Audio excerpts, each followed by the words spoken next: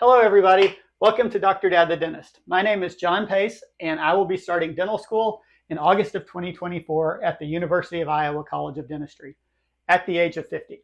Today, we have a very special episode. Joining me is my lovely wife, Deedra. Hi. And today, we will be sharing our story of this journey.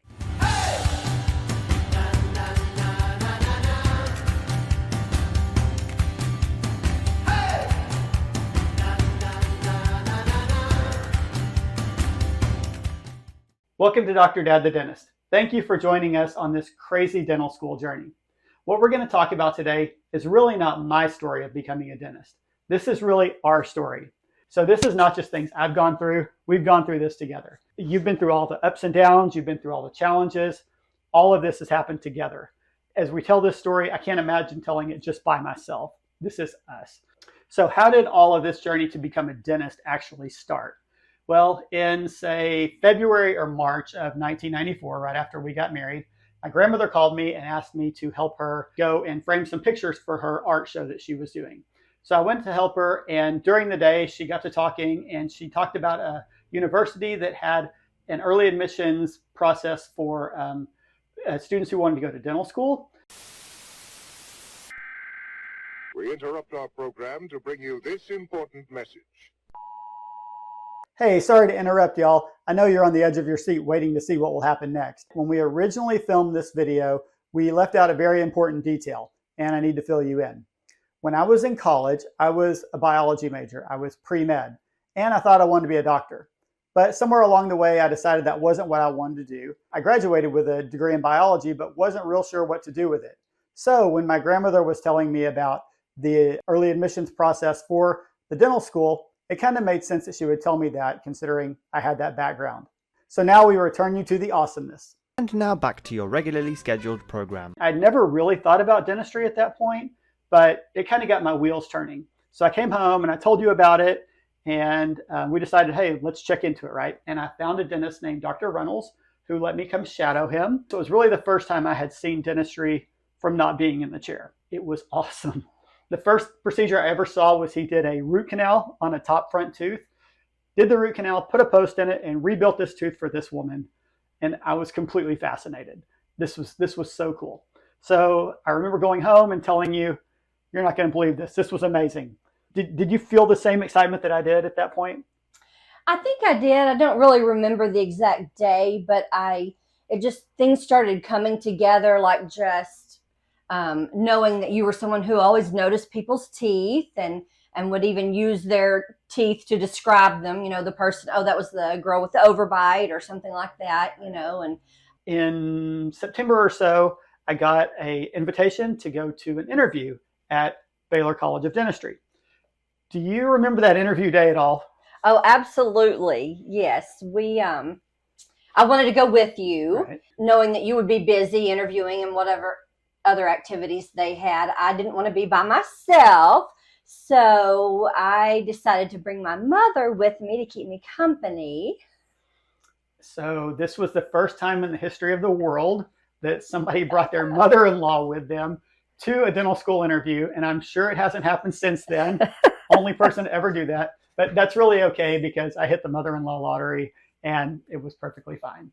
Okay, so December rolls around. That's when they send out admissions letter.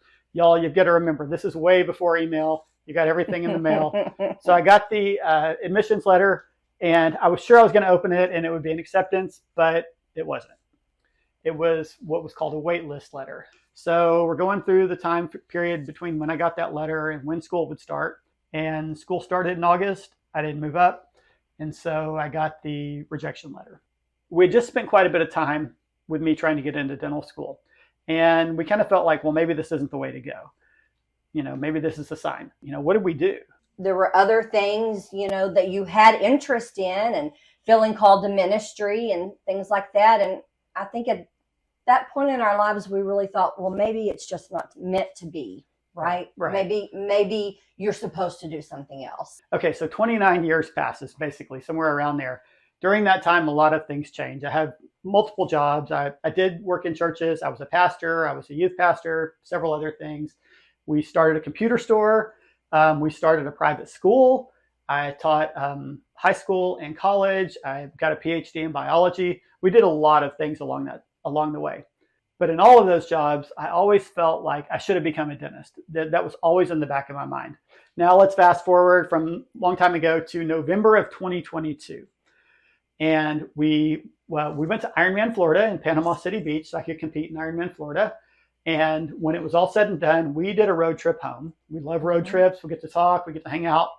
And during that time, we had a pretty good conversation, a very deep conversation over several days. What was that conversation about? You had told me on that trip that you were very unhappy at work in your current job.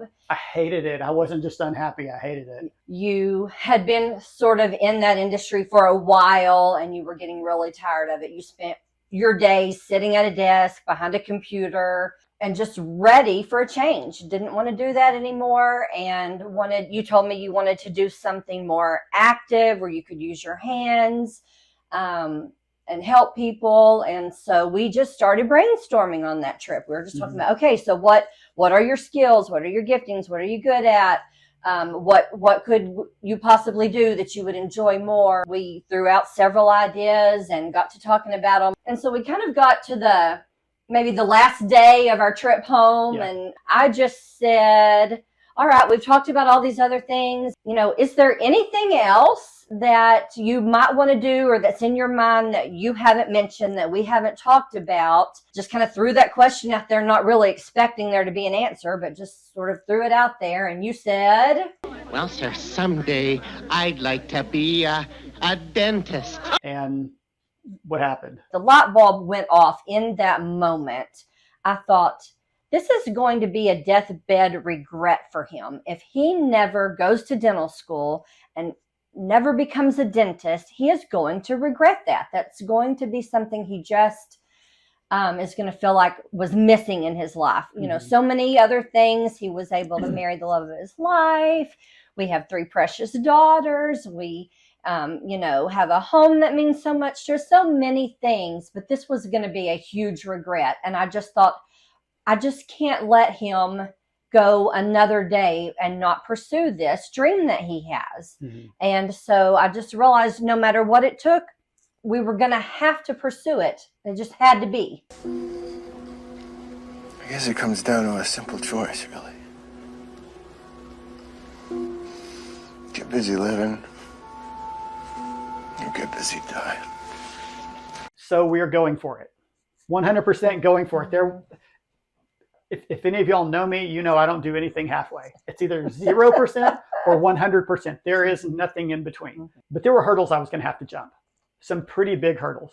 One of them being, if I was going to go to school in Texas, I was going to have to apply to them. Well, I found out something about these schools. They have this really stupid rule. The Texas schools will not count any prerequisites that you took more than 10 years ago as being prerequisites. Well, I graduated from college in 1993. I'd taken the prerequisites then. I had done graduate school from 2005 to 2008, but 2008 to 2023, 2024 is more than 10 years. So I called the admissions directors of all these schools, all 4 that are in Texas, and they all said the same thing. We'll count those in your GPA, but we will not count them as prerequisites. So what that means is that I was going to have to go back and retake all of the prerequisites. 54 hours. If you look on the screen here, you can see all of these classes that I have to take. Notice English. They were going to make me go back and retake English. Charles Dickens hasn't changed since 1993. This seemed ridiculous. I was going to have to go back and take 18 hours of biology, including anatomy and physiology. I had actually taught anatomy and physiology at college, but yet in order to get into the Texas schools, I was going to have to take it. And I was going to have to take it at the undergraduate level for it to count. We're thinking, okay, 54 hours of class. That's 2 full years of school taking classes that I really don't need to take. But we were going to go in Texas. It kind of made sense to stay in state, right? There's tuition is lower and everything else. So we thought, okay, this is just something we're going to have to do. It's dumb, but if you want to play the game, that's what you have to do. So that was a big hurdle I was going to have to overcome. Another one, though, was my age. All right, because when I applied to school, I was 48. When I got accepted, I was 49. When I start, I'm going to be 50. Our school is going to take someone who's that old. Most people who start dental school are 22 or so. I could have been their dad. Like literally, our youngest daughters were older than the average age of people going to school. So that was a challenge that we're going to have to overcome. So let's talk quickly about the decision to go out of state, not in Texas. So we started out, I went and observed or shadowed a dentist who was local, didn't really click. So on the way home, I thought, the thing that I loved most when I was shadowing before was endodontics, which is root canals. Who gets excited about root canals, right? But I did. And so on the way home, I thought I should find an endodontist to go shadow. So I Googled endodontist Fort Worth, and the first person who came up was this guy, Dr. Gillespie at Trinity Endodontics in Fort Worth. So I called him. He said, sure, come on shadow. That'd be great. He's let lots of people shadow with him. And as this process happened, I started to notice something. Every step along the way, we could see God orchestrating this. And I believe this happens. He opens doors, gives you opportunities. You have to go through them. You have to do your part. But every step along the way, we could see this happen. And that's really cool. And it really kind of showed us both that we were on the right track and that we were doing the right thing.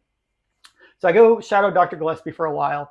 And he tells me, you need to go talk to this guy, Dr. Town here, who practices down in Burleson and in Waco.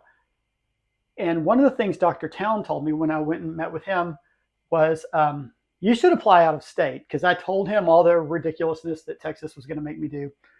And his associate was also there, and they both said, you should apply out of state. And we had talked about this a little bit, but it didn't make sense, at least the way we looked at it.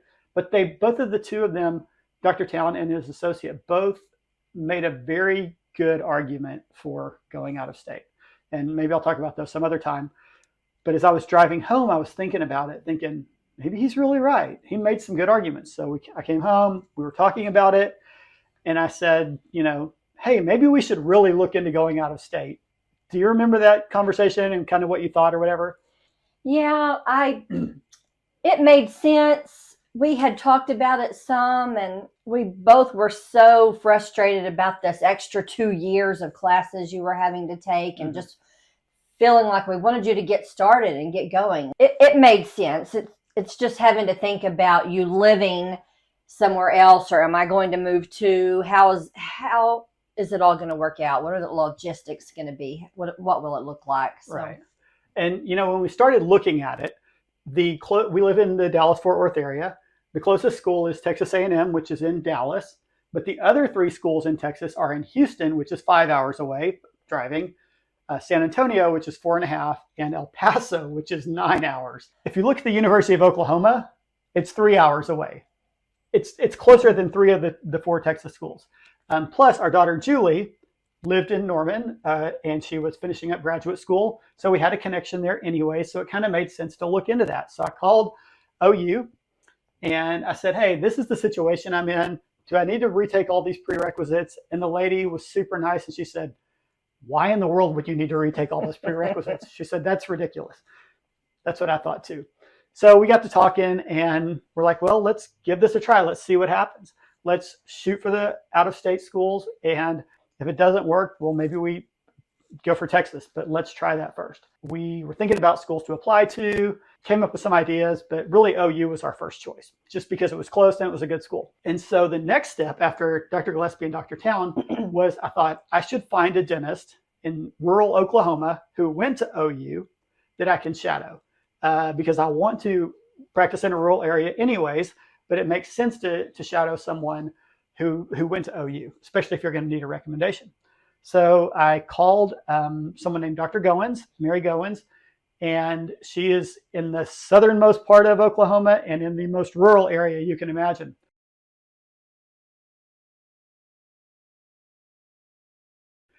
And so she was perfectly fine with me shadowing her. And I have to tell this funny story. When I called her and asked if I could shadow, I said, hey, I applied to school back in 1994. And she said, you applied to school in 1994? She said, I was born in 1993. She was fantastic, love her to death. She ended up writing my recommendation for dental school. That was our plan. Let's try OU. Let's see what happens.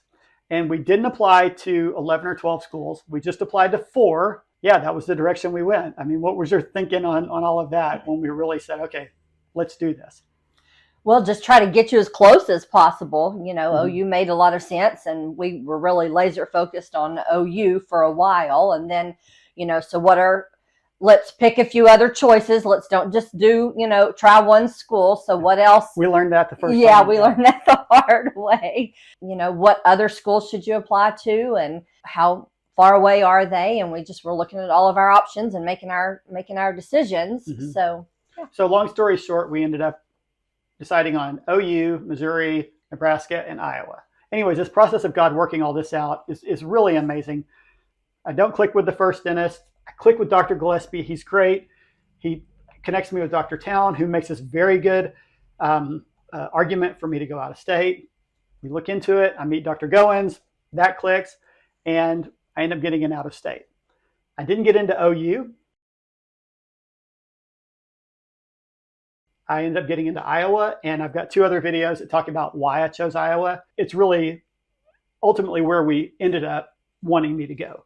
And we had actually gotten to the point when it was getting close to decision day that I'd already been rejected from Nebraska and Missouri. Both of them basically said, "You're not from Nebraska or Missouri.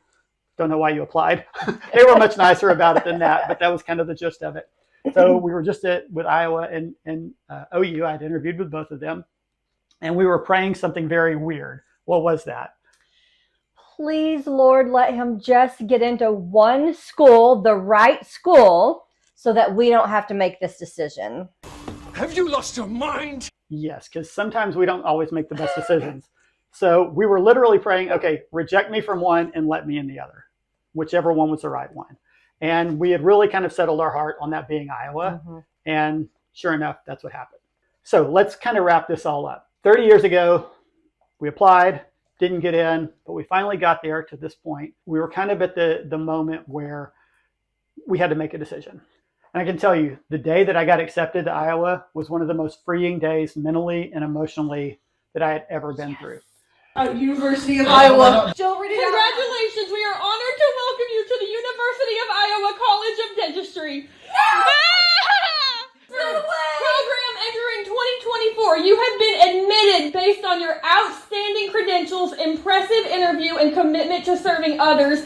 We are pleased to inform you that we are able to award you a College of Dentistry tuition scholarship. So what's holding you back? You've heard the story of what was holding us back, you know, where we went, how it took a long time. What are the things that are holding you back? One of the things that I really want this channel to do is to help people realize that, yeah, you may not have achieved your dream long before, but it's not too late. It doesn't matter how old you are. It doesn't matter what you've been through. If there's something that's really in your heart that you want, go for it. Whatever your desire of your heart is, it's not too late. You can do this. We are living examples of that. I should not be getting into dental school at 50 years old, but it's happening. This dream is coming true. What is your dream? We hope more than anything that you can achieve that you can accomplish whatever it is that you want to do. So Deedra, thank you for being here. This is our journey. Any last parting comments that you have to the people that are watching this? Hopefully somebody's watching it.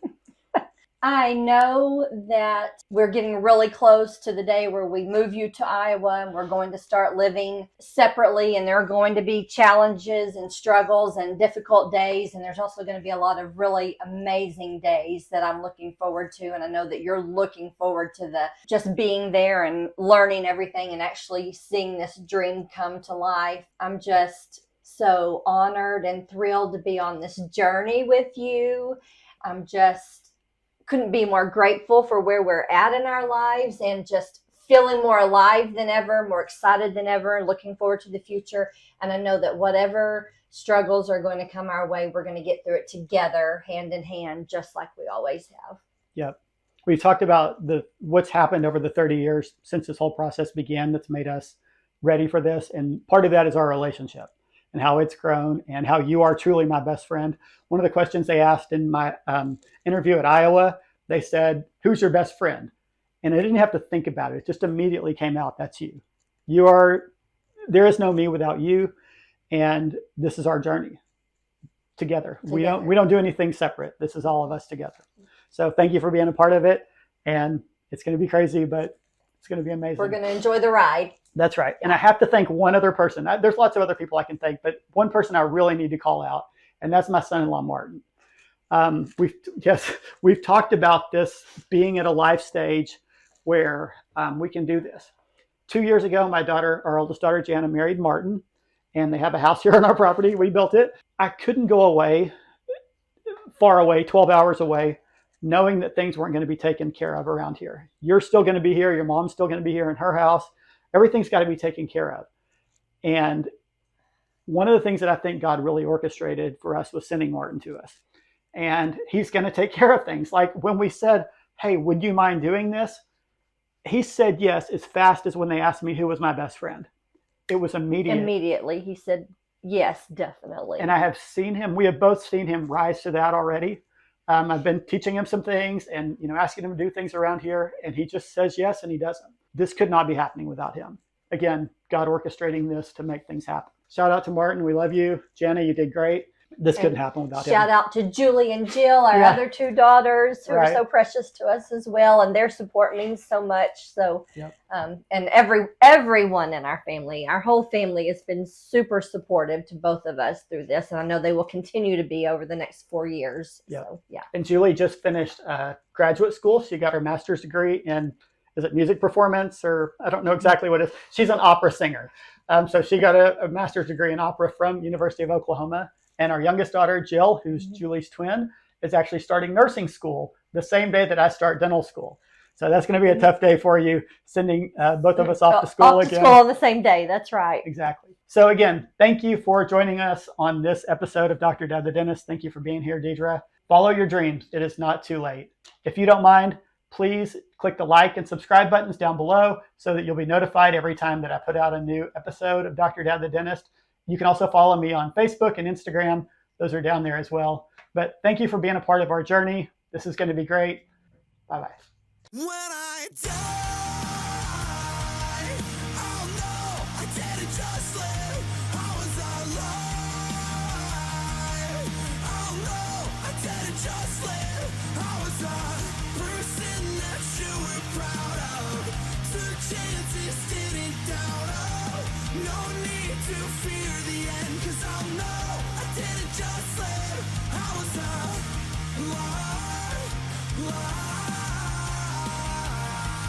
I was alive.